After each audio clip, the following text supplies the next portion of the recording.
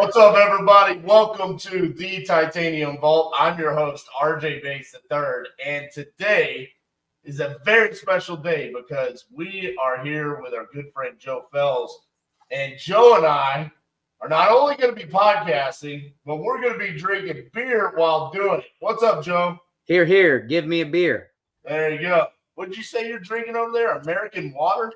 This is American water, also known as Miller Lite.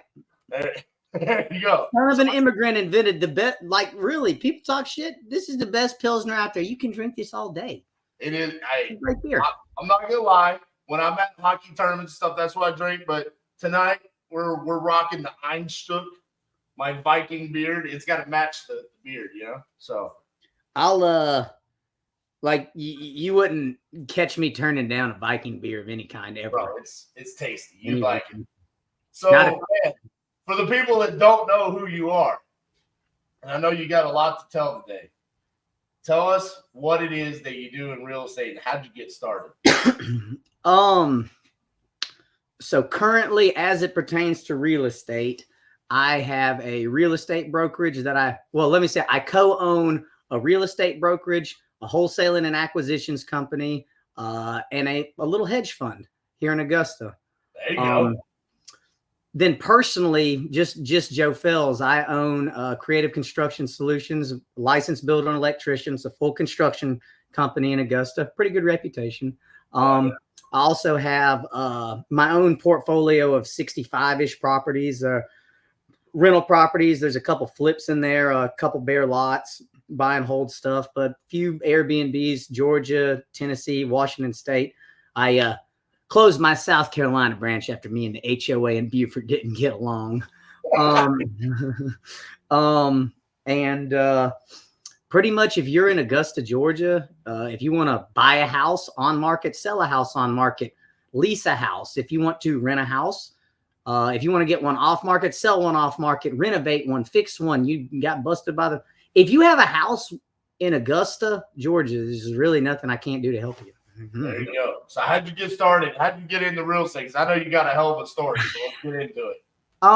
Man, I bought a house. I was fresh out of prison and living in my mama's basement. And I literally asked her, going off of a adage of Marvin Pierman, if you ain't got your money for it, you don't need it. I said, Mama, Dad, let me live here until I can buy a house. And that's kind of a bold statement. I didn't have a driver's license. I was an 8-time convicted felon out on parole.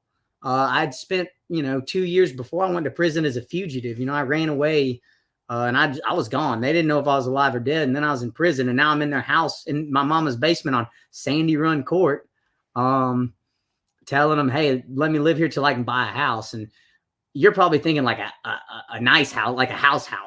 Right. I was talking about buying like a house-like product. A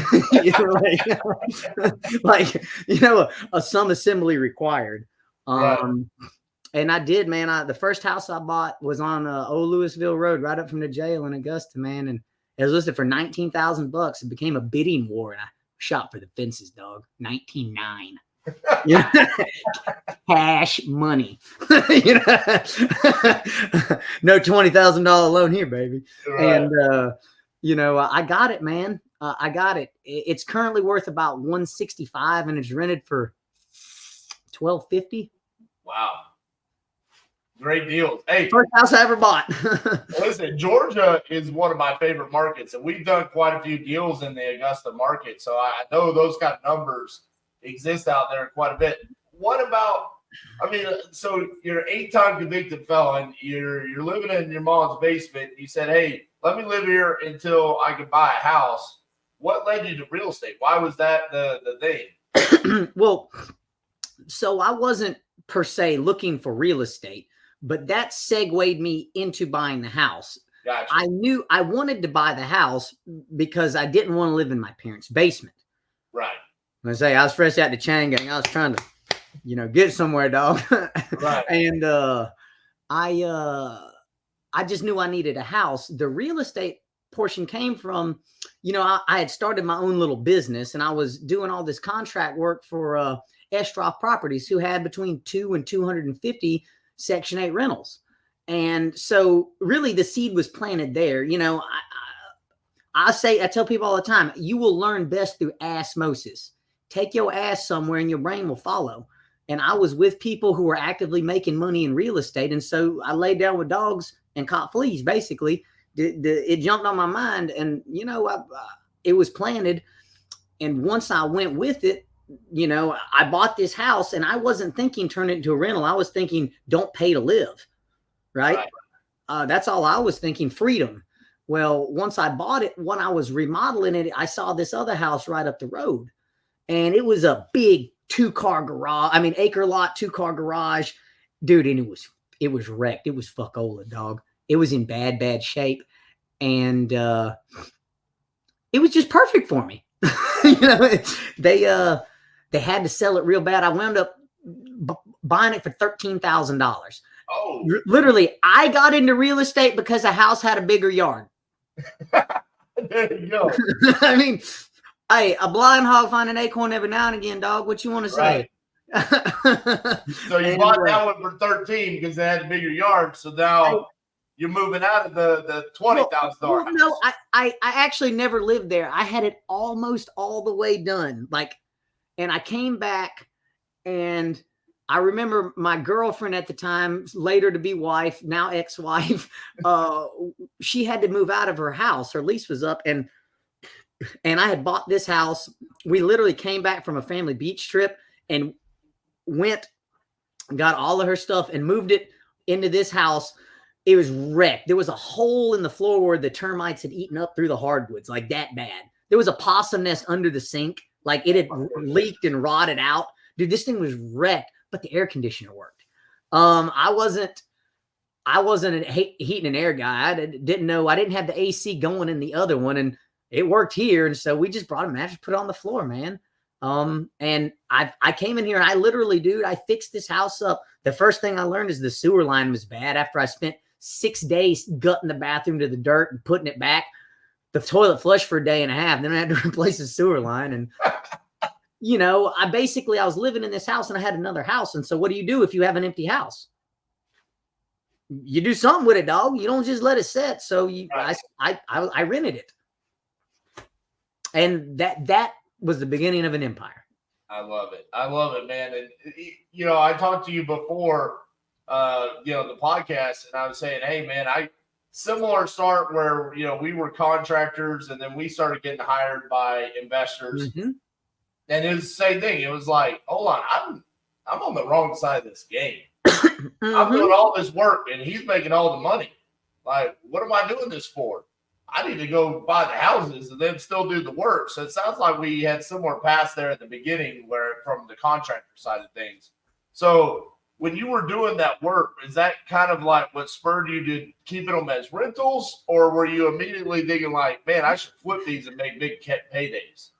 Well, no, I didn't flip. Like, I did not flip a house as far as like buy to sell.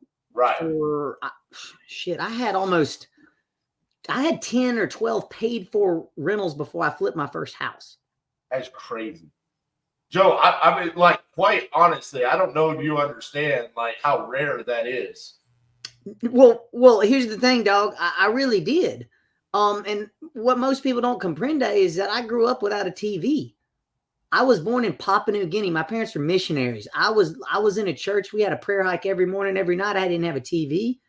I was kicked out of UGA my second semester for selling dope. Give me a little taste of freedom. I'm right back home.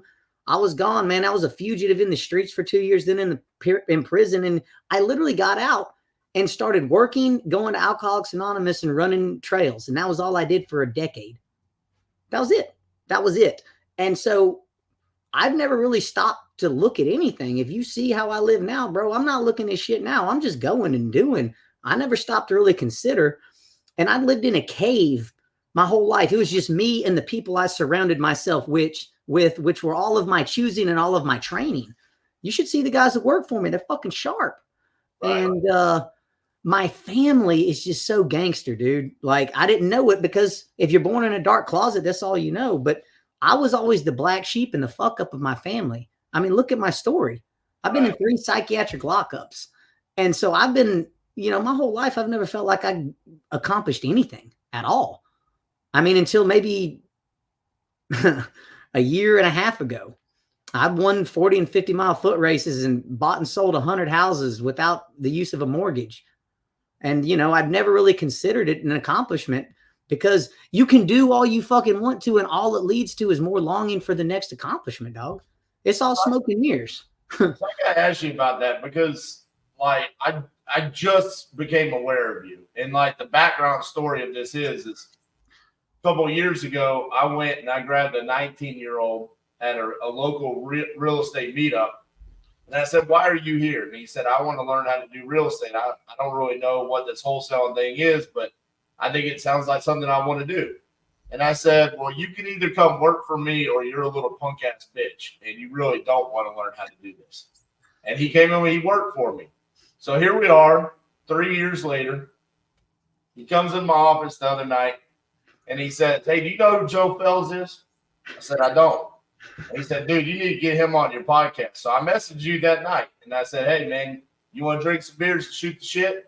And you said, you had me to drinking beers and shooting shit. So, what the podcast? Right. Well, here we are, right? And I share that because I didn't do a whole lot of background on you, but I watched your social media. We talked on the phone the other day. You seem like a really well-spoken. I mean, you're a character. But yeah. But you're really well-spoken. You seem like you're like super intelligent. So when you're talking about 3 times in psychiatric wards, 8-time felon, like what was going on in your life that caused you to go through those issues? Okay. And that's the thing, man. I live my life and always have by a different motivation system than almost any other human I've ever met. That's why, man, that's why I break algorithms is you put me in, all you see on the internet is my daily life. Right. Hell, they thought Albert Einstein was retarded for years. Yeah, they did. That's what I'm saying. And I'm not saying I'm him at all, but what I'm saying is my brain, the things that are coming into my eyes are the same shit that's coming into your eyes. But once that's where it stops, man. Like, and when I was a kid, man, I think I was a junior or senior in high school, man. And I was on the wrestling team, dude. I wrestled 119 pounds and I was good at it. I do anything to make weight. Run in a sauna in a trash bag in front of little Asian ladies at the Y. Dude, hey, go make myself rich after Thanksgiving dinner, anything. And it was around that time I started waking up in the middle of the night, man, at like 2 or 3 in the morning, just boom, ready to go. And I'd go run. I'd go run around the neighborhood right there on Sandy Run Court, all around Montclair. And one night my dad had like a premonition. He'd always wake up and check on us. I'm a father now. If you got kids, you do it all the time. And he went down there just to look at, and I was gone. Now, back then I was like, Dad, I just went on a run. Now you got to think this is in like 2002, 2003, cell phones. I'm just gone. Right. Freaked out. And after I came back, they're like, what happened? I was like, yeah, what? I woke up too and went for a run. They're like, wow. Okay. Between that and the sweat bags and the won't eat and the vomiting, we just need to get this kid looked at. And, I've been in a number of times and they put me on medication. Dog, ain't nothing wrong with me. Right. You're just a driven person. I mean, you wanted to succeed at what you were doing. I mean, yeah. We were talking about it the other night. You're like, bro, I don't even know what I'm doing with this social media stuff, but it's working. Dude, yeah, I don't.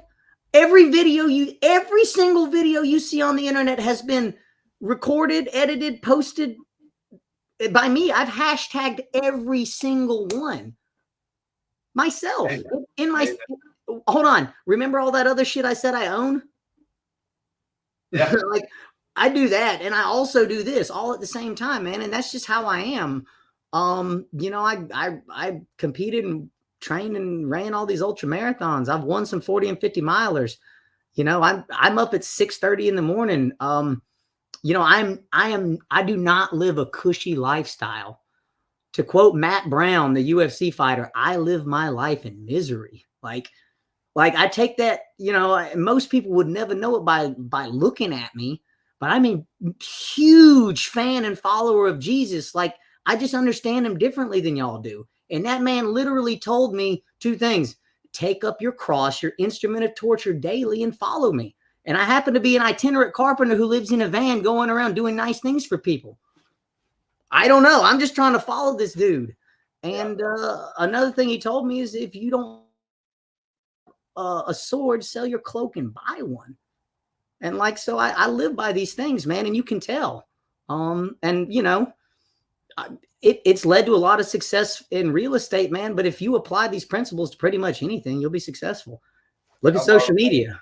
I love that, man. I mean, let me ask you this, because you started buying houses, like you bought those first couple, what I call shit boxes, right? 19,000, 13,000, and now they're worth something, right? But did you ever educate yourself on what you were doing with real estate, or was it always just like, hey, buy cheap and fix it up? It's worth more. All right, so that's the thing, man. Like when you say educate yourself, I have never listened to a podcast of any kind. The second podcast I've ever interacted with, we recorded the other one last week. I've never read a book on investing.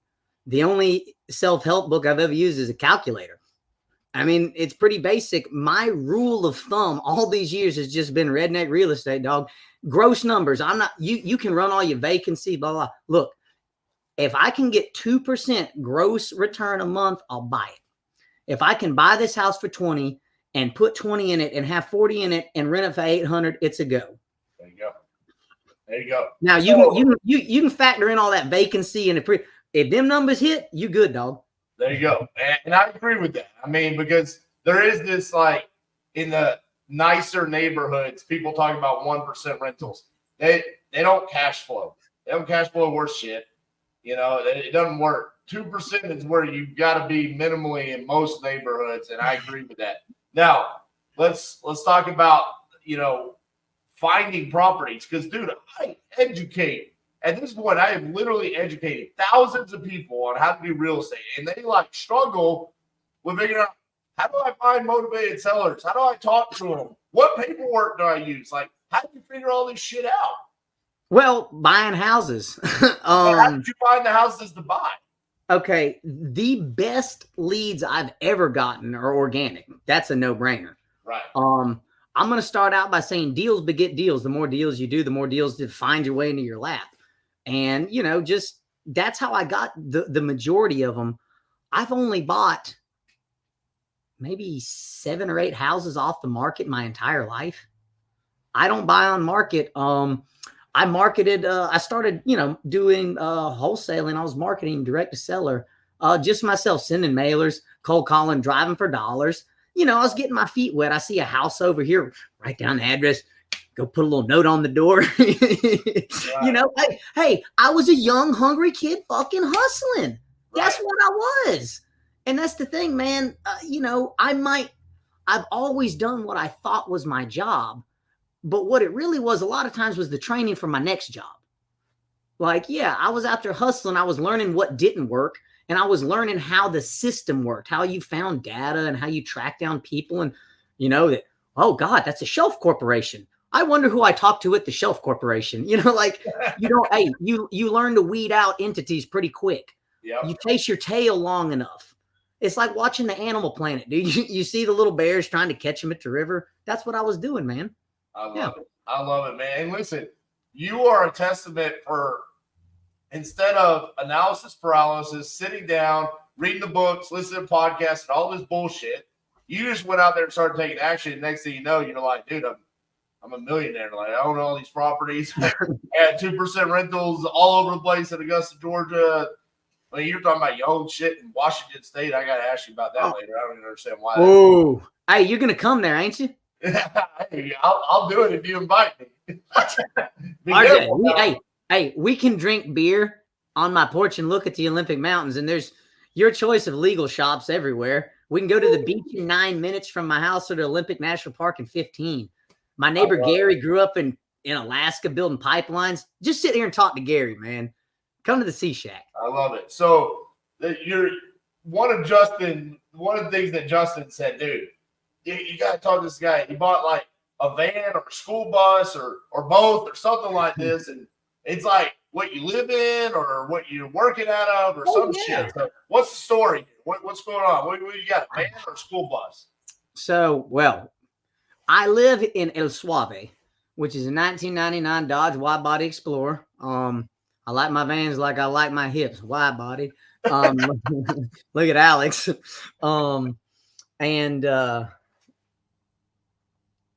Sorry, we were flagged for hate speech. They do that all the time.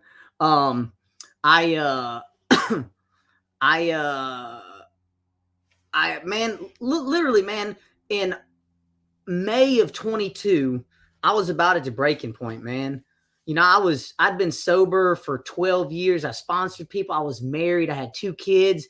I'd done everything that society told me to be happy, and I was absolutely miserable. I did this shit at a high level, a really high level.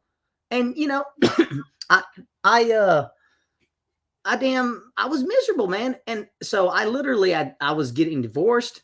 I pretty much left my company to Brandon and the guys and said, here, guys, here's a full-fledged construction company. Do what you want to with it. I was done, literally done. And I bought El Suave. I spent some months fixing it up, putting solar on it. And I bought this house out on the West Coast. And I said, fuck it, I'm gone. I'm gone, dude. I cried my eyes out, dude. I'll cry talking about it, man. Fuck it, man. I literally said fuck it and left in that van and drove across the country looking for the soul of America, man. I've done everything y'all told me to. I beat you at it, and I'm fucking miserable. I'm screaming without a mouth. And so that's what I did, man. I did that, and I drove across the country, man. Met Alex along the way on Tinder, who had a school bus. Interesting how this all works. It was literally on this trip when I got social media. That's literally when it started. I didn't have any social media for 7 years. Right. And so it just started there, man. And so I live in the van, dude. I drove all the way. I've driven the whole country coast to coast 4 times. I have an off-grid generator in there. It pushes 240 volts. It's a 6 kilowatt inverter. You know, I backfeed your house, man. You know, it's pretty cool. Full kitchen, full bath, water heater, propane heater, AC heat, you know, little table. Well, anything you want, man. You got mobile internet in there, Starlink. What else do you need? I love it. So, but going back to like what caused you to do this, you said you were miserable. Oh, why were you miserable? You ever read the book Song of Solomon? Well, parts of it, not the whole thing. So, reportedly the wisest man to ever walk this earth. Right. So, and to summarize it, vanity of vanities, saith the preacher, all is vanity and grasping at the wind. Dude, if I could tell y'all any fucking thing and you heard nothing else tonight, hear this. In the last 20 years, I have been from the lowest dregs of society to the highest peaks and pinnacles. And it's all fucking smoke and goddamn mirrors, every bit of it. Like, that's the thing. Guys, making $1 million. Like, look, you're seeing the Millionaire down. I don't give a fuck. Just give me the van. Fuck the van. Just give me the river. Just give me the fucking river. I'm so thrilled to have a van. You know why, guys? If you cannot learn to be happy with less, you'll never be fucking happy. You only own one thing in your entire life. One. It's your body. I don't own this badass jacket. I'm just using it while I'm here. And I'm going to die, and it's going to be somebody else's. The only thing I own is my body. I was born with it, and I'll die with it. Most people never realize that. They don't give a fuck about their body. Yeah. You slap God in the face. Like, what I'm trying to tell you is my brain works different, man. And I was here, and I've tried everything. I've been in 3 psychiatric lockups, in the inside of 5 jails, 3 prisons. I've lived in my mama's basement. I've been sober in AA. I've chaired meetings in the same mental hospital I was locked up in. I chaired meetings there for 4 years. Motherfucker, I've won ultra marathons. I've had $1 million in the bank. I've wrapped up in a bed of insulation to keep from freezing at night. I've held onto the pylon of a dock while the police walked on top of it looking for me, naked, in the water. And no matter where I am, I have the same two fears, that I will either fail to gain something that I want or that I will lose something that I have that I do not want to give up. It doesn't matter. It doesn't matter. You can take all the money away, bro. This is it. And when you figure that out, man, your life is just different. Like, why am I working like this? Why? Why am I doing this? Why? And man, like, I ran away when I was 19. I'd spent years alone with an active mind, reading the Bible and history, which has a tendency of repeating itself. And then running up mountains, listening to shit like the Unabomber Manifesto. Like, what does that do to a human psyche? Right.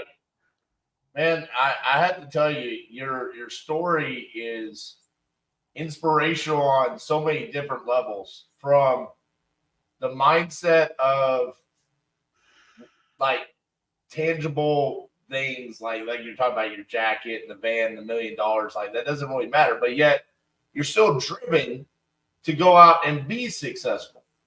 Yeah.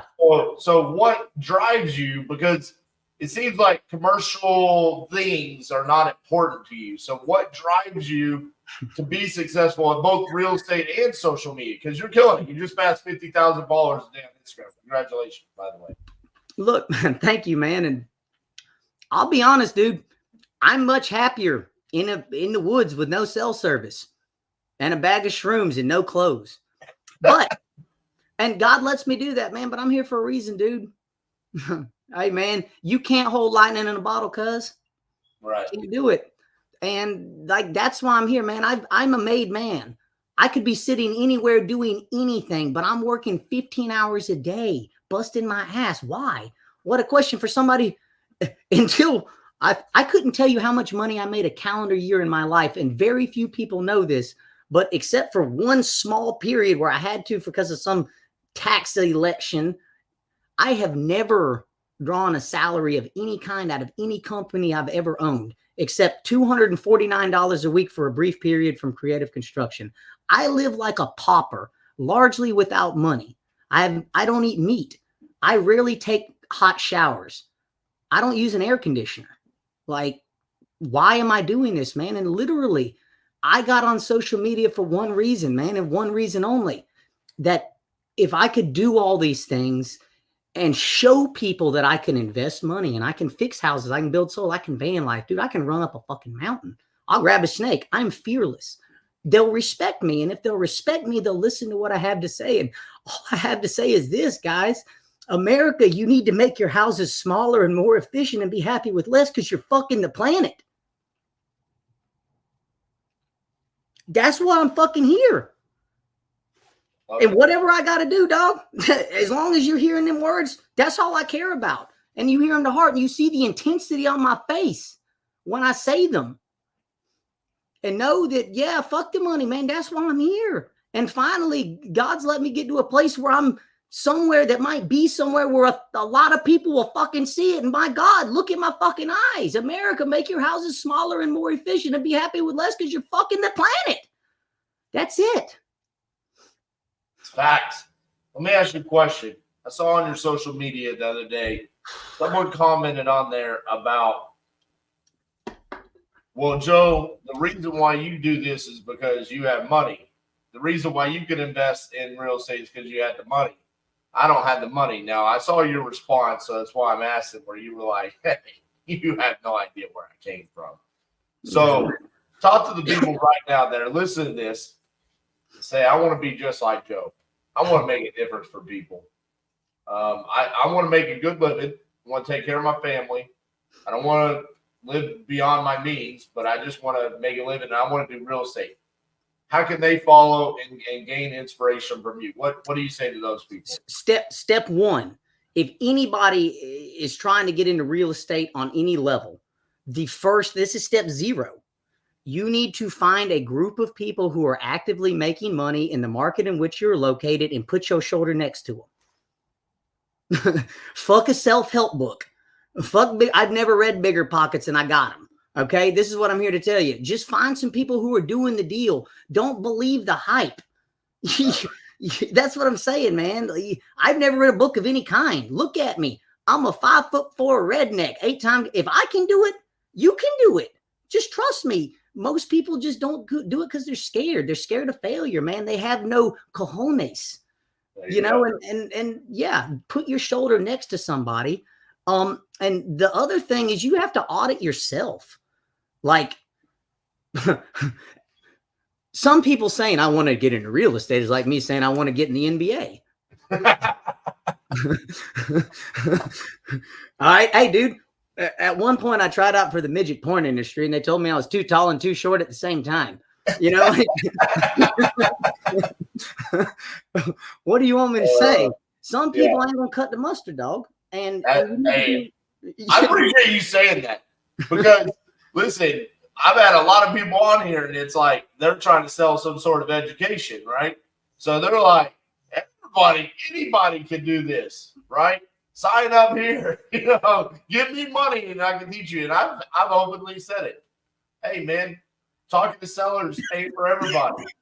Learning doing marketing and everything like that, running numbers, construction, it ain't for everybody, you know? So I agree with you that real estate investing is not necessarily meant for every single person out there just because, hey, you saw a show or you saw Joe Felz on Instagram and you're like, dude, he looks like he's living a great life. I want to try to replicate it. Doesn't mean you got to do the exact same thing. Now, I got to ask you about your jacket. Let me tell you one thing real quick. I liken real estate to the fight game so much because it's very similar. Hey, guys, you see these guys on TV and you're like, oh, I can do what they do. Dude, you don't even move like them. You don't think like them. You have no idea what these guys do. In fact, you're so ignorant that you don't even know what you don't know. And if you stepped in that ring, the consequences would be quick and lethal. And like, yes, and what they don't see is the time and effort. And Bruce Lee nailed it. If you want to be good at something, do it 10,000 times. Yep. So, I mean, yeah, dude, yeah, I'll post it tomorrow. I'm going to post something tomorrow. You know, this lifestyle, what I do, real estate, van life, ultra running, asceticism, minimalism, these lifestyles are not for people who want it or who need it. It is only reserved for people who do it. And if you want to get in real estate, really, you have to buy a house. And it is incumbent on you to figure out what it looks like to get from A to B based off of honest self-appraisal and objective thinking. Yep. So there you go. All right, so this jacket. You wear the jacket all the time. And I was going to ask you a NASCAR question, and I mentioned this before. You say you've never watched NASCAR? I have never watched a NASCAR race in my life. So why the hell do you wear a Dale Earnhardt Jr. jacket every single day? Because it's fashionable as hell. Who is this? That's Alex. Hi, Alex. Hi. It's fashionable. I was hoping that since you said redneck real estate, that we were going to be able to talk NASCAR. But you don't like NASCAR? Now, I love racing, but the old-fashioned kind, Shanks Mare. I used to run an ultra marathon every other month. I ran 50 miles a week. I love racing, but I feel you should do it the old-fashioned way. I'm not a big fan of fossil fuels and shit like that.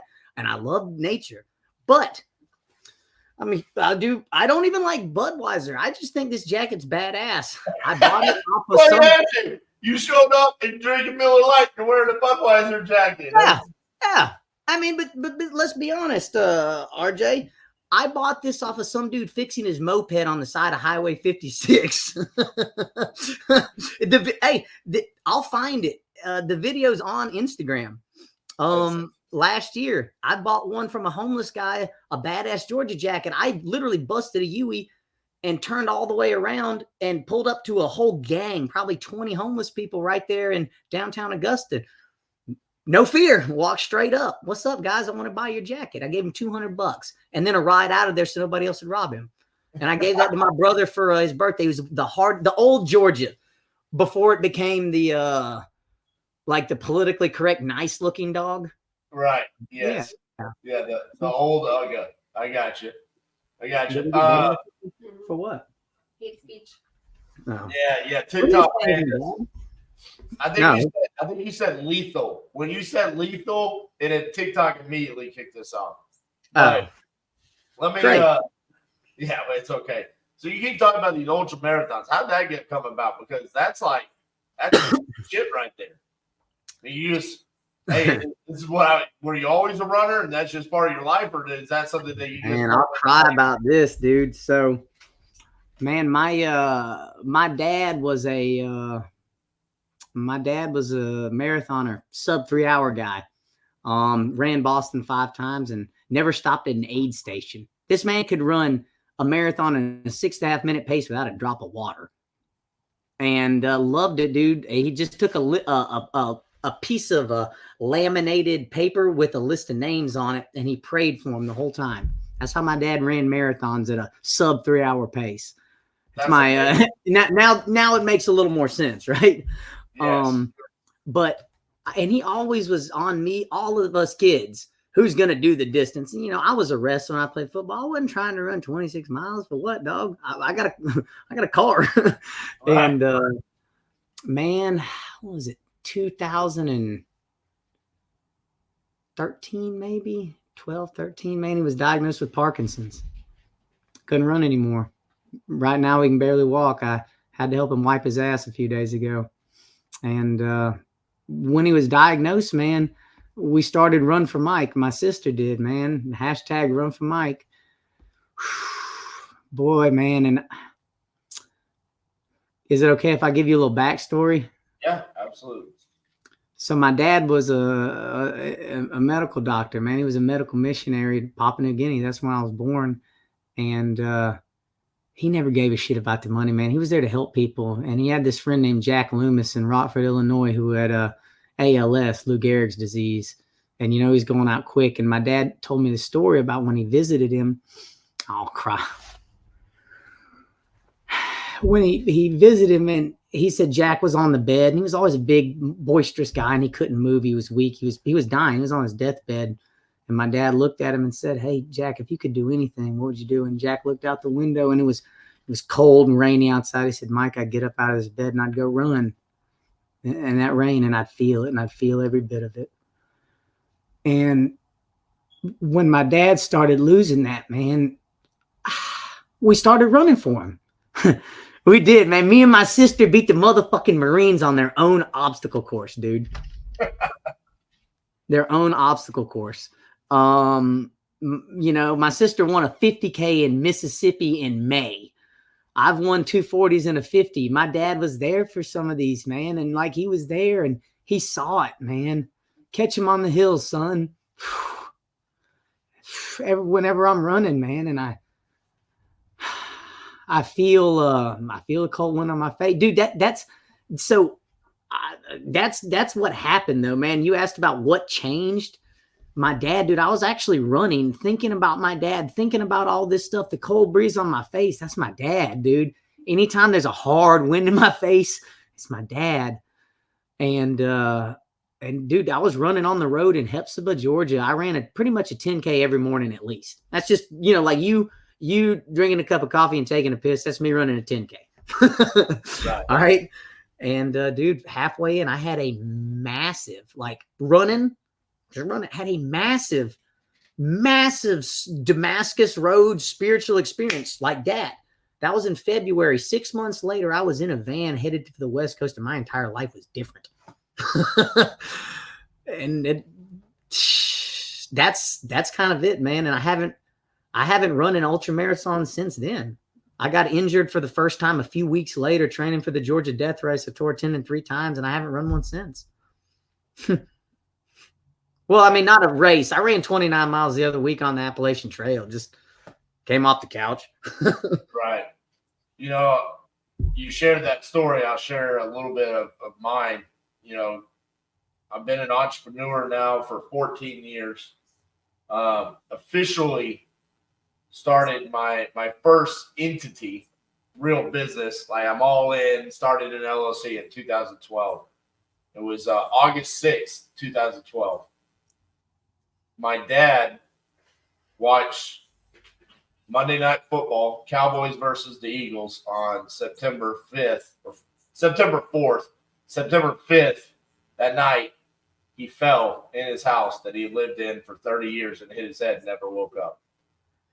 Went to the hospital. 16 days later, he died. I got woken up on September 5th and was told, your dad's having brain surgery right now. And my son was born October 19th on my birthday, a month later. So I started a business. My dad died, and I had a son in a 3-month span. Really 2 months, but 60 days span, if you want to say it. And I always think back to that moment because I can't really remember life before that. And I share this with you, man, because your dad is not in good health, but enjoy every moment that you have with him right now, because here we are 12 and a half years later, man. I can't remember many moments. Like, just being honest with you, man. It sucks. It sucks real bad. And he was my best friend back then. And now I have a son, and he's my best friend. And you talked about being an entrepreneur and make your house smaller, live with less. I have all these moments that I remember now with my son. And I remember when I started my business, I was so proud to tell my dad that I was following in his footsteps as an entrepreneur. But what sucks about that is I didn't cherish those memories. I didn't embrace those moments. And every person I talk to that I can that wants to listen to anything that I have to say nowadays, I tell them, man, embrace moments. Embrace moments that you have with people that you love. You never know. Even like this moment right here, man. Maybe someone out here is listening right now and they're going to go tell their dad they love them. And it might be the last time they get to do it. Because I had no idea. I was a little punk ass 20-something-year-old. I didn't think about going and watching that Monday Night Football game with my dad. I didn't call my dad about that game. Why? Because I watched the game and I went to a dive bar to get drunk that night doing some Jaeger shots because I was about to have a kid. So I had to get as many nights in the dive bar as I could. You know what I'm saying? I didn't call my dad. I didn't talk to him about the Cowboys game. Embrace those moments. Embrace those opportunities you have, man. Appreciate you letting me tell that story, man. Hey, thank you for telling me, man. That's called a connection, bro. Like, I can empathize. That's your hero, man. You've looked up to him since the day you were born. And, you have a kid too. So you've realized, I don't know if it ever hit you or when it did, when you're changing that diaper, bro, my dad did this to me. And look, and look where he is now. Yeah. And like I'm saying, just like everybody who ever fought Conor McGregor thought they knew what it was like to fight Conor McGregor until they woke up. Right. Dude, when it actually hits you, it's like, whoa, man. Whoa. Yeah, man. Like, hey, let me tell you, I don't know if you saw, but it was 2 years ago, maybe 3 now. I don't know chronologically, but 3 games ago, I road trip to a little place called Indianapolis with my 70-year-old mama to meet my brother and sister and watch Georgia beat Bama. No way. That's awesome. Yeah. Hey, and my mama, hey, she has the ESPN app installed with notifications. We have a group text. My mom and my 2 brothers, all college football season. Hey, golf, March Madness, pro football, college football, baseball. Mama's on it. She drinks beer. I mean, she's also got a black belt in American kickboxing and graduated from Georgia Southern right in 1970. Think Allman Brothers, Statesboro. She's a gangster. She's a gangster. Georgia Southern Eagles, right? And we watch all football games at my parents' house on Sandy Run Court. That's where Sandy Run original comes from. That's awesome. Hey, let me ask you, see, Augusta, right? I know Augusta is, hey, that's where the Masters are. Is it as big of a deal to the people in Augusta as it is to the rest of us? Hey, make no mistake, we have a government here in Augusta, but the Augusta National, like, they run this town. You know, I get. You know? I have, dude. I've been. Yeah, you know. I don't give a shit about golf, but I love the tournament, dude. Yeah. The sandwiches are still $2.50. Wow. the Awesome. same ladies have been making them since like the 40s. I mean, and it's, dude, they have have you ever been? No, it's on my bucket list, dude. I gotta go. Well, I may or may not have a Jesus themed Airbnb less than a mile from the National. Jesus themed Airbnb. Right across from Lake Olmsted. I love it, bro. Hey, is it as gorgeous in person as it is on TV? Man, it's a vibe, dog. Let me just tell you, going to the West Coast and seeing these old growth forests taught me about these vibes. And when you go to the National, it's a vibe, dude. It's the only place you'll go in America where everybody is on their best behavior all times. Yeah. I mean, silent. I gotta tell you, if you love it there and you love the West Coast, have you ever done the 18-mile drive around Pebble Beach in California? No, I have not yet. Bro, now you need to get in your van and you need to go do the 18-mile drive around Pebble Beach Golf Course. You want to talk about a vibe? You need to look that up, brother. That's a vibe right there. 18 miles. I just jogged that guy. Which, see, they call it the 18-mile drive because it's 18-mile circle that you stop at Pebble Beach Golf Course, right? But every stop has it's nature, bro. It's got like the think sequoias. It's got like this old cypress that's dead, but it's like growing out of the side of a rock, and it's memorable, bro. You stop and you just look at things, and it's like, this is the only place that you can see something like this. There's a place where you stop, and there's like thousands of seals, and they're just there, bro. There's rocks that are stacked up a certain way, and they don't know why they got. It's crazy. You got to go. It's a vibe, man. You would love it. It's totally your style. So don't worry. Hey, putting it on the list, dude. And you can tell I'm an adventurous guy. I want to go everywhere and anywhere that's cool. I want to be there, dude. That's my plan. So do you take requests from fans on crazy shit that you'll do in the future? All the time. And I'll be honest with you, man. I really think we're working towards launching just a show, probably just on YouTube to start. Yeah. But the Joe Show, man, it would be so easy to have 30 minutes of content every single day. I mean, and literally, like, with the premise of, hey, I'm Joe, I find houses with a story all over the U.S. You know, a creepy farmhouse in my hometown in Missouri with all the weird deaths, suicides, and then it caught on fire twice. You know, like, hey, and find the story and then show up with a band of traveling van hippies to pimp this bitch out. You gotta do it. So here's my request, okay? So we started teaching people real estate. They come into our office, we teach them, and the big beard. I would take them axe throwing. I got my axes back here, right? So they nicknamed me the Viking Wizard. So that's where the Viking stuff came from. All right. So then I embraced it. I was like, all right, you're gonna nickname me a Viking? That's cool. So I fell in love with all things Viking. So here's my request. You love running. You said you'll take adventures by request. Just at some point in time, here's what I want you to do. I want you to go to Iceland. Okay? Can you go to Iceland? Fuck yeah, as long as it ain't too cold. And I want you to run around all of Iceland. How big is Iceland? I don't know. Doesn't seem like it's that big.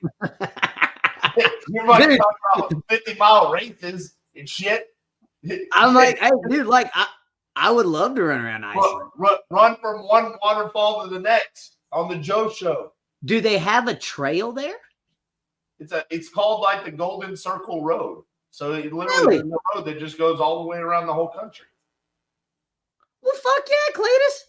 Like, dude, hey, man, just call me Joe Gump. Shit. All right, so I got a question. You said the other day, apparently people call you Joe Dirt, right? You get that a lot? I don't know why. Yeah, me neither. Yeah. So, how do you handle that? How do you feel about that nickname? Motherfucker, I'll take as many compliments as you'd like to give me. What the hell do you mean? I remember the day you posted a picture of yourself and you're like, hey, caption this without using the words Joe Dirt. Look, I just want to meet David Spade. Like, imagine putting me and David Spade in the same room for an hour. I mean, come on, man. That would be high entertainment. If you've listened this far, send this to David Spade right now. Tag David Spade. Let's make this happen. Joe Bell needs to meet David Spade. David Spade, I think you and I'd get along. Find a fair amount of things to talk about. Listen, do you think David Spade's actually a cool guy? Fuck yeah, man. Look. You think so? Yes. Dude, that's the thing. Hey, let me tell you, people who suck cannot play cool people. They can't. I don't know. Come on. I'm talking about cool people. All right. The Big Lebowski, Jeff Bridges. Yeah. That's what I'm saying. David Spade, Joe Dirt's got to be cool, man. You can't fuck up my entire childhood, bro. An accent and a look. Listen, here's my thing. This is even more of a reason why Joe needs to meet David Spade. David, I don't think you're a cool guy. I'm Mr. Spade. I think you're awesome, and I would love the chance to prove it. Joe wants to prove it to me. So, right. So David, you need to prove it. I don't think you're a cool guy. You know what? I don't know if I'm asking you on a date, Dave, or what, but like, come on, dog. Like, I mean, what's up? I'll drive my van up, dude. I'll let you hang out. Did you see his movie? Well, you don't watch TV. Well, I've seen. He had a movie on Netflix a couple of years ago. Something Little Missy, or Missy Calls, or something like that. Dude, it's about a girl from his work that died. That he wanted. But he wanted another girl named Missy. That was the hot chick. Okay. And the funny girl that was crazy, he kept kind of dissing. And that was the whole premise of the movie. But I'm going to be honest with you, bro. From the get-go, Missy seemed like she was down for all kinds of fucking fun, bro. And David didn't sound cool during that movie. That's all I'm saying. Well. Fuck Joe Dirt. That was like 20 years ago. You would have to have a lot of uncoolness to undo the coolness bestowed by this one movie. You see what I'm saying? Like the the shittiness of the other 5 or whatever Star Wars they made has not diminished the gold of the original 3. Okay. All right. I give you that. You know. I'll give you that. That's fair. They lost me at Jar Jar, dog. I mean, David, if you're really going to go hang out with Joe, just can you bring Adam Sandler with you and let me hang out with Adam Sandler? That's all I'm saying. And Jim Carrey, please. I have an autographed picture of Jim Carrey. I sent Jim Carrey a fan letter when I was in 2nd grade, 3rd grade, and he sent me back an autographed picture. And I still have it. Yes, he did. And it's him. And I mean, I don't know if he signed it or not, but I've kept it all these years. Bro, all I'm saying is Jim Carrey and you seem like y'all would get right along. Well, all righty then. All right, bro. So, couple last questions before we get out of here. Like, to the people that truly are inspired by your story, man. What do you have to say to them about like taking action and getting started? Just you said it's just go follow somebody. If you are at this, there's levels to shit. If you're at this stage where you have a concept in your head of I would one day like to be in real estate, the first thing you need to do is go find some people in your area that are making money in real estate. That's what I want you to do. Basically, go find the other successful hunters in your woods and see what they're doing. And what I'm sorry if I'm pissing coaches off that are making a lot of money doing this. I'm just being honest. Don't find a one-fits-all book. Find somebody for your market, dude, that's actually doing it. And you're not, and what I'm saying is, guys, go old school. Go old school. Be an apprentice. Don't find somebody that's going to charge you money to learn from them. What I want you to do is go find somebody who's doing this, and then you can go offer your services to them in exchange for information and training. Like, just say, guys, can I push a broom? That kid that I was telling you about, the one that said, hey, you got to interview Joe. He's been working with me for 3 years. He started when he was 19 years old. Justin Helms. Now get Shout out to Justin. I told him the other day, I was like, bro, you will have 20 years experience by the time you're my age in this industry. How much further along is he going to be than I am when he's my age? Yes. And here's what people think. Hey, if you're going to be a nurse, you got to go to school for what, 2 years at least to come out and make $50,000 a year. So if you would like a career where you can actively make 6 figures without working, passive income, what sort of time commitment are you expecting to put into this? Right. And I want you to, if you look at every fucking video I put up, it is called The Reality of Blank. Real life renovation, reality of investing, reality of travel life, van life. I'm just showing you the real deal. I'm not cutting any corners or pulling no punches. And it's refreshing to have somebody tell you that, guys. If you want to get in real estate, plan on 5 years to doing it. Like, just understand, if you want to get great at something, plan on putting the time in. If you do not have this in your schedule, don't do it. And if you're on the climb up, if you're already working, whatever, and you want to get in real estate, before you try investing and making money off of other people's houses, you need to own your own.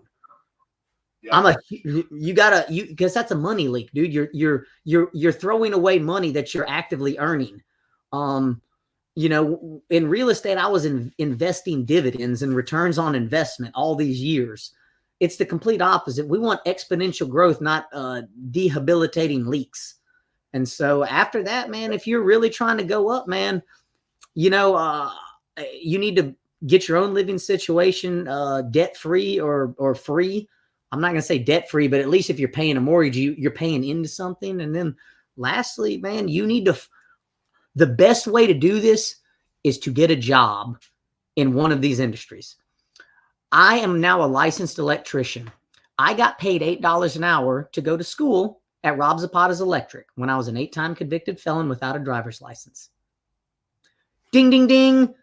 You do that for 2 years, you can go get your electrical license. Right. Okay, that's what I'm saying. You can get paid to learn. And then you can also learn other things and ply your trade on the side, and you'll have it wherever you go, man. Like, your law degree is useful, I guess, but not during a hurricane. And also, man, these are things, I go to different markets all over the place. Guys, I can get a job anywhere in the world, not just America. That's easy, but anywhere in the world the day I show up without a fucking application or an interview. Why? Because I have real world skills, people. I can go fix your house right now, any part of it. And that's in demand no matter what. And so all that to say this, equip yourself with real world useful skills. Get paid to learn these skills if you possibly can, and then learn to get in the employ of somebody where you can burrow into the armpit of real estate. Because if you don't know anybody, it's hard to get an in. Like, how do you find an off-market deal? Everybody sees the market. How do you find a hard money lender? How do you find a sub-2 deal? Like this stuff that's, yeah, dude, it's like, how do you pick up a hot chick at the bar that everybody's trying to get? You can either have a lot of money or be real slick, dog. There you go. So, you were during that answer, very extended answer. I appreciate it. It was thorough, but you were talking about the reality of real estate, the reality of van life. I think that's where you and I probably resonate with our followings and our audience. Is I started making a name for myself by recording my calls with sellers live, unedited. So it was just, hey, this is RJ. See, you've got a house in pre-foreclosure. You looking to sell that? And then, got cussed out, hung up, picked the phone up, called again. And I did it for 8 hours a day. And people were like, this is insane. I can't believe I'm watching this. No one shows this. Everyone edits it. And it only shows the good stuff. No one shows the bad stuff. And I think that's what you're showing too. It's like, hey, here's just reality. Like, you want to do this, here's the good and the bad, not just the good. Because there's bad that comes along with it too. So my last question for you, Joe, is you're a very interesting and unique individual. So I have previously asked guests, where do you want to be in 5 years? And I just had my 6-year anniversary of the podcast, and I got to go back to some of my original guests and actually share what they said about where they want to be in 5 years, 5 years later. So it was a lot of fun. Ooh. So my question to you is, where do you want to be? I don't even want to put a time on it, but what do you want your future to look like? Like, where do you want to go from here? Because you're already kind of doing what you want. So where do you want to go from here? If I had my dream, like my dream, I always want to travel. That's the thing. I never want to be set. But if I had a base of operations, it's something that I could do. I would have an eco lodge in Costa Rica or Uruguay, like right there on the beach, man, like built out of the jungle, employing indigenous people at high wages and bringing as many wealthy Americans to experience a new way of life as I possibly could. That's what I would love to do, man. Cuando yo estaba en prison, me enseñé mi mismo español. And I would love to go somewhere with little government regulation where a motherfucker can just live peacefully without being fooled with, man. And have an eco lodge where people can come experience life like I do, because if you live like I do for even a short period, it will change you intrinsically as a person. Hold on, real quick. I totally forgot something. What? Holy shit. RJ, Joe, I'm fine. You can keep me as long as you need. Joe, I fucked up the whole interview. We're going to have to start over. No, I'm just playing. You said you have a hedge fund? Little one, yeah. A little one. And you also said you hate the government, right? Yeah. So what are your thoughts about this? Because I've gotten roasted on the internet on my opinions on this. TikTok hates me. Okay.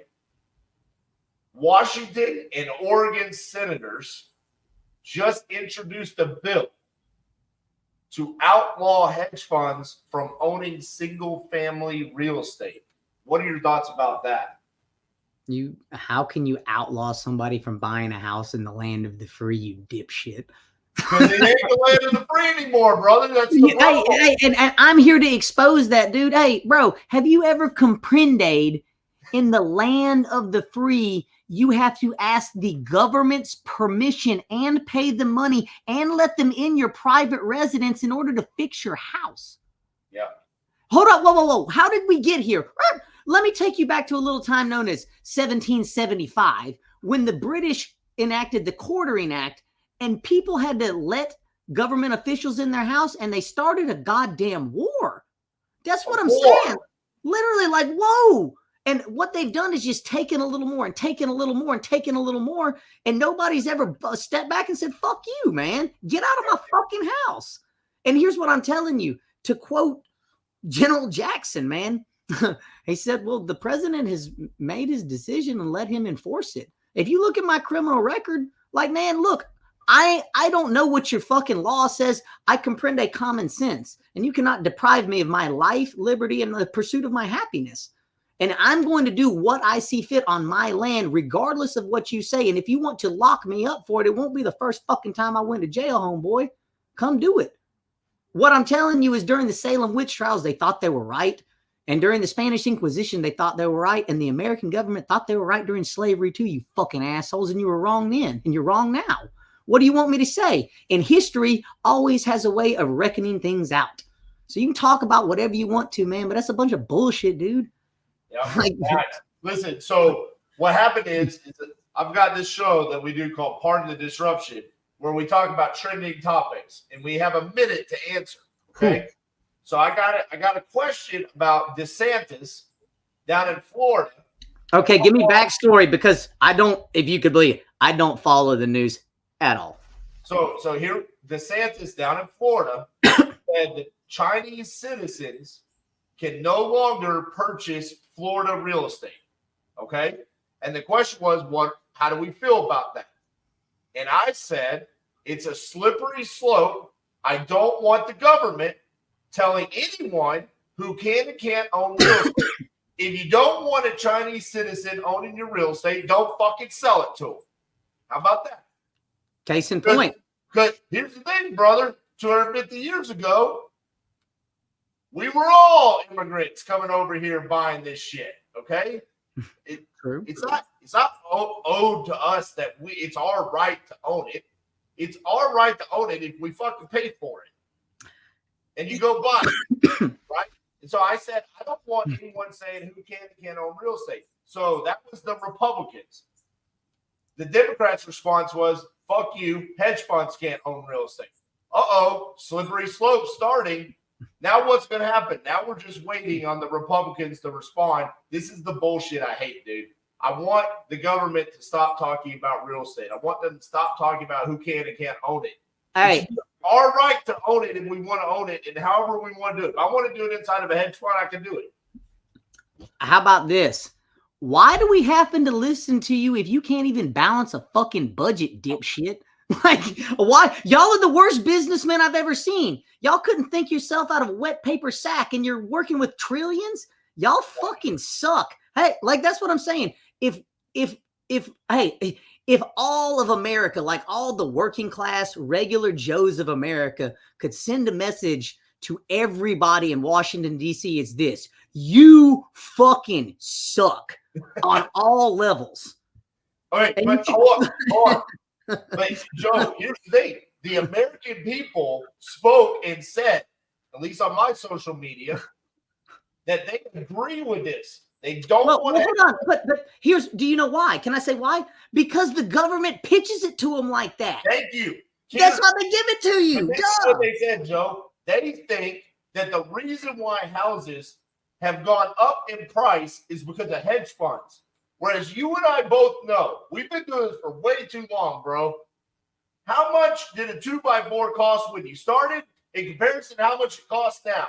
Say less, bro. Hey, say less. This is the reason why shit keeps going up. Hey, dude, you know what this really is? This is like silent darts back and forth. You know what? Hey, so RJ, can I give you another plausible scenario? The Republicans say, well, you know, Chinese citizens can't buy it. And the hedge funds go, hey, that's a good idea because a lot of Chinese corporations and citizens are buying a lot of real estate. And if we take out these top bidders, da-da-da. So, like American farmland. Right. Which terrifies the shit out of me, but we shouldn't be that dumb, dog. Like, what do you want me to say? All right. That's why I keep saying, people are saying, dude, we've got a major problem in Arizona with, I think it's Thailand is buying a shit ton of land in Arizona and not allowing people in Arizona to use the water rights that is coming with the land. And I'm like, stop fucking selling it to them. Well, and that's the thing. I see the other side pushing back like, well, fine, we're going to introduce this one. Well, hedge funds can't buy it either. There goes your lobbyists. Right. You see what I'm saying? Like, ding. But nobody's thinking about the other side. What if I'm a seller and I have a fantastic deal, but you are literally depriving me of life and liberty by telling me I cannot sell my property to an American citizen just because he lived in a different country prior to getting American citizenship. Right. What is it? So what you're saying is what you are doing is literally, in essence, discriminating against people from China. Like, literally, by definition of the law, if you're from China, we're going to treat you differently. Yes. I don't know how you can do that, nor why that makes any sense. Like, or why the land would want to be like stand strong on that. Bro, it's anti everything that I thought this country was built on, but apparently you and I are in we're the rare breed nowadays where we still believe that's a thing. Right. Or we want it to be a thing. I want the government out of my house for every reason. That Yes. and here's the thing. Here's the problem is that when I say that, people now, the mindset is, well, what are you doing in there? Bitch, this is my house. I do not have to tell you, nor is it proper for you to even fucking ask. This is the South. Yeah. I mean, like, dude, this is my private. You know what happens in here? I fuck my old lady and I shit. What else do you want to know about, dog? Like, shit, Right. man. Hey, if you, that's what I'm saying, man. And people, they go with it because they're pitched that way, man. And this is the scary thing to me, RJ, that it's all in. Why do we have building inspections? Woo!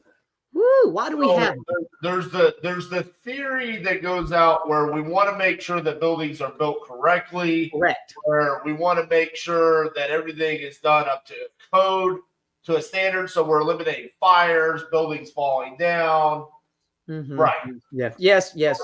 But if you've ever gone through that process, you know that is not the case whatsoever. Well, hey, RJ, I will challenge you this, because I had a theory that new buildings are way, way safer, but also more shittily built than the other ones. They are. Absolutely. Like that's the thing. And when I was researching this, hey, and I challenge you or anybody listening, you can email felzinvestment@gmail.com, FELZ investment@gmail.com with any links. I want an incident of residential construction being faulty and it killing somebody in America. I could not find any. I looked for days. Couldn't find a single one. I found commercial, the seaside collapse in Florida. I saw a fire at a wharf in, was it California somewhere? I couldn't find any, not a single one. And like, I found that there were electrical fires. I think the highest thing I saw on the CDC website, 374 deaths in a calendar year in a country of 330 million people. And then of that, 42% were simply caused by people plugging a space heater in to a circuit that wasn't designed to handle it. It's user error. So we're literally talking about like 190 people a year, and you're making us all buy $70 breakers for this? What? Dude, that's what? No, dude, you're just trying to make me buy shit. You're not keeping anybody safe. But what you've done is create a matrix, a book this fucking big on how to build a house that you can now fee and trap me on and charge me for inspections, employ a whole bunch of old washed out contractors who aren't good for anything else. And also now I can come in your house and see how much it's worth to raise your tax value. What? That's all they've done, dude. And I proved this to myself by going to Europe. I spent 3 weeks in a van, clandestinely touring old construction that was built in the 1200s, so far ahead of us without ever a building inspection. And here's the problem, bro, Cephas. Like, these people back then were building shit and they weren't bound by a book. We have literally boxed in an entire industry. There is no innovation anymore. You have to play by these bullshit ass rules. Look at the cost of housing. Yep. That's what I'm saying. Like, it's ridiculous. It is so stupid. And the older shit is always better, man. From here to there, man. But Joe, it's hedge funds' fault. Remember? Yeah. It's hedge funds' fault. Why? Why is it my fault? And why? If I own a house, here's the thing. If I own a house, I do not see how anybody, well, hold on. If I own a house free and clear, no note, I do not see how any other man on planet Earth or government entity can tell me what to do with inside the four walls. Well, unfortunately, guys, our interview with Joe Felz was cut short due to the snowstorm here in Texas. We had a power outage. So I just wanted to say, hope you guys thoroughly enjoyed the interview. And thank you to Joe Felz for being a guest on the Titanium Vault. Blown away by his mindset, his journey, overcoming the trials and tribulations he had early in life. If you enjoyed this video, make sure you like it. If you enjoyed the podcast, make sure you leave us a 5-star review. And we'll see you guys next time on the Titanium Vault.